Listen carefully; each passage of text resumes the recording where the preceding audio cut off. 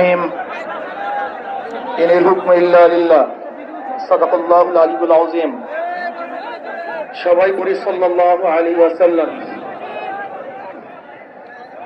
ইসলামী আন্দোলন বাংলাদেশ কর্তৃক আয়োজিত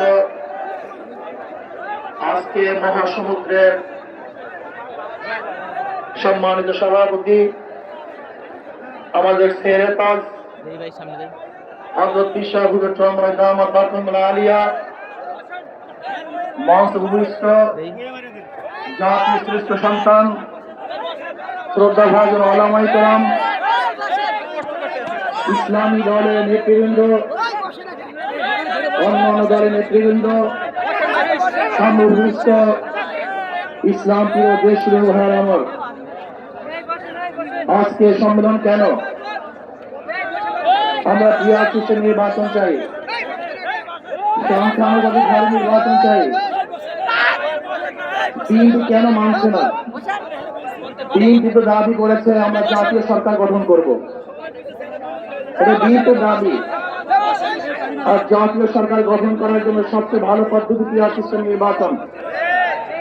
জাতীয় সরকার সর্বদলের অংশগ্রহণমূলক সরকার, আর সর্বদলের অংশমূলক সরকার গঠন হতে পারে একমাত্র পিয়ার সিস্টেম নির্বাচনের ভিত্তিতেই।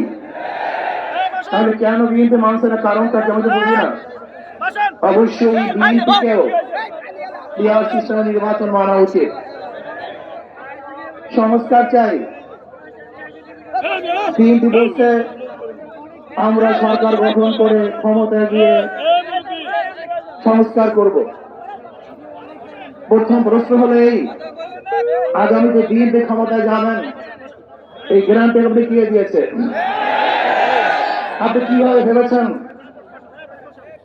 যারা 91 থেকে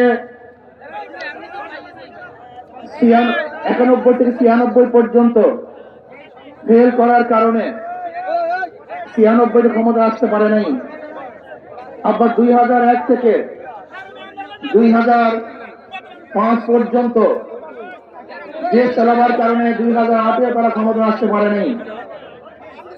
2001-এ বিএনপি ইশতেহার ঘোষণা করেছিল, সেই ইশতেহারের মধ্যে 10% বিএনপি বাস্তবায়ন করতে পারে নাই। এমনকি 2001-এ বিএনপির ইশতেহারে 1 নম্বর শর্ত তারা পালন করতে পারে নাই। আমি বিশ্বাস করি আগামীতে ক্ষমতায় কে যাবে না না যাবে আমি জানি না, কিন্তু বাংলাদেশের জনগণ কোন দুর্নীতিবাজ, চাঁদাবাজ, দখলবাজ, খুনিদেরকে আর ক্ষমতা নিবে না।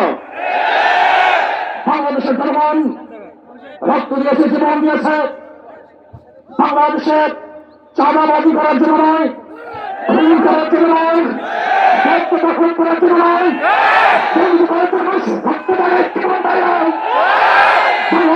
জীবন দিয়েছিল মানুষ মুক্তি পাবে, শান্তি পাবে।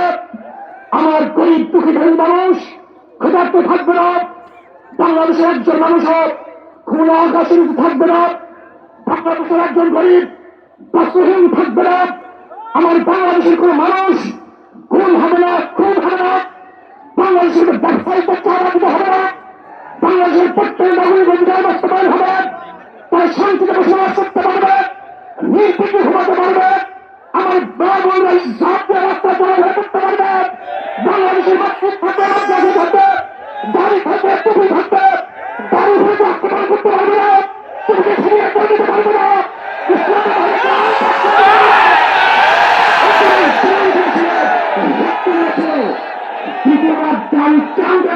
এই দৃশ্য দেখার জন্য শক্ততা নেই। আঙ্গুল তুলবে, মোল্লা বলে গালি দিবে, আজকে তুমি তাদের ক্ষমতায় চেপে দেবে, এই সুরান সরাচ্ছেন শক্ততা নেই। এই দৃশ্য দেখার জন্য বুকের তাজা রক্ত জমিতে ফেলবে নেই। কারণ বাংলাদেশের মানুষ শাহাদাত বরণ করেছিল এই জাতিকে মুক্তি দেওয়ার জন্য, কোরআন ও সুন্নাহর আইন বাস্তবায়ন করার জন্য। বাংলাদেশের মানুষ ওই ভারতের গোলামি করার জন্য রক্ত দেয় নেই।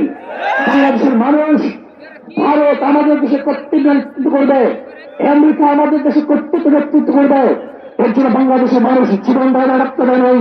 বাংলাদেশের মানুষ স্বাধীন, তারা নিজেরা আইন প্রণয়ন করবে, নিজেরা সংসদ পরিচালিত করবে, তারা নিজেদের পায়ে দাঁড়াবে, বাংলাদেশের মানুষ জীবন দিতে পারে, কিন্তু কাল কোরআন করতে পারে না। তারা ভাইয়ের আমার, আমি বিশ্বাস করি আজকে মঞ্চে যারা আছেন, আজকে মঞ্চে যারা আছেন, যদি আমরা মুনাফিকি না করি, মঞ্চে যারা আছেন যদি মুনাফিকি না করি, মুখের এবং কাজের কথা যদি একসাথে থাকেন, মুখের সাথে কাজের যদি মিল থাকেন, আমি এই লক্ষ জনতার সামনে কসম করে বলতে পারি আগামীতে ক্ষমতা দেবে ইসলাম, ক্ষমতা দেবে ইসলাম।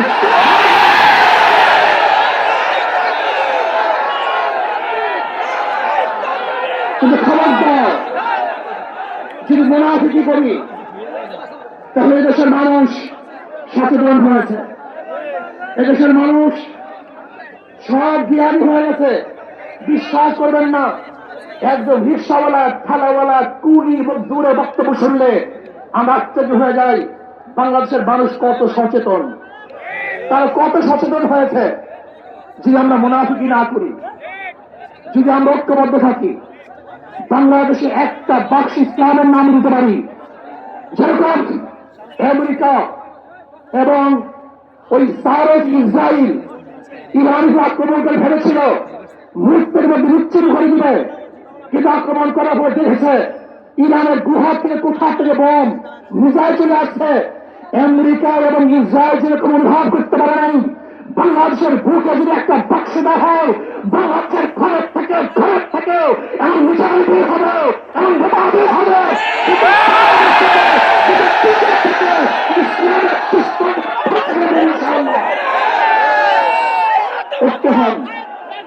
মুনাফিকি করবেন না, একসাথ হন, ঐক্যবদ্ধ হন, এইটা আমার মেসেজ থাকবে। ঐক্যবদ্ধ হবে, ক্ষমতার লোককে সংবরণ করে আমি ক্ষমতায় যেতে চাই না, ইসলামকে ক্ষমতায় দিতে চাই। আমি ক্ষমতায় যাইতে চাই না, কোরআন ও সুন্নাহকে ক্ষমতা দিতে চাই। যিনি আদর্শ লালন করেন, এই নীতি আদর্শ গ্রহণ করেন, ইনশাআল্লাহ নাসরুম মিনাল্লাহি ফাতহুন করিব, অবশ্যই সাবিরিন। সেই দিন আসতেছে, আমি দেখতেছি, মনে হয় আমার চোখের সামনে আমি দেখতেছি। ওই সংসদের মধ্যে কলেমার কথা হবে, কোরআন ও সুন্নাহর কথা হবে, লা ইলাহা ইল্লাল্লাহর কথা হবে, সেটা বাংলাদেশের মানুষ শান্তিতে বসবাস করতে পারবে। জুলুম থাকবে না, অত্যাচার থাকবে না, অবিচার থাকবে না। প্রত্যেকটা মানুষের প্রাপ্তি তাদের ঘরে ঘরে পৌঁছানো হবে। আজকে আমার মা বোনেরা মনে করছে ইসলাম ক্ষমতা আসলে আমাদের অবস্থাটা কি হবে। ইসলাম ক্ষমতা আসলে প্রত্যেকটা মা বোনের ন্যায্য অধিকারকে প্রতিষ্ঠিত করা হবে। ইসলাম ক্ষমতা আসলে আগামী 5-10 বছরের মধ্যে সমস্ত গরিবরা দরিদ্র সীমার উপরে চলে যাবে। ইসলাম ক্ষমতা আসলে 28 লক্ষ কোটি টাকা বিদেশে পাচার হবে না, দুর্নীতি থাকবে না, জুলুম থাকবে না, অত্যাচার থাকবে না, নির্বিচার কোন মানুষ আর খুন হবে না, খুন হবে না। ইসলাম ক্ষমতা আসলে শ্রমিকদেরকে তাদের অধিকার আদায়ের জন্য রাস্তায় নামার কোন প্রয়োজন হবে না। ইসলাম ক্ষমতা আসলে কৃষক, শ্রমিক, মজদুররা তাদের অধিকারকে প্রতিষ্ঠিত করার জন্য ইসলামী সরকার তাদেরকে নিয়ে গভীর গঠন করে তাদের প্রাপ্তি তাদের কাছে পৌঁছায় দেবে। আসুন ইসলামী হুকুমত কায়েম করার জন্য আমরা চেষ্টা করব। আজকে আমাদের এই জনসভায় যশোর থেকে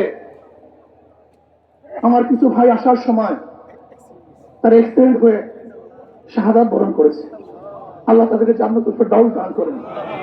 আমার অনেক ভাইয়ের আহত অবস্থায় আছে, আল্লাহ পাক তাদেরকে সুস্থ করে দেন। আসুন আজকে জনসমুদ্রে আমরা আসছি, আমাদের টাকা নাই, পয়সা নাই, নিজের পয়সা দিয়ে এসছি, নিজের খানা খেয়েছি।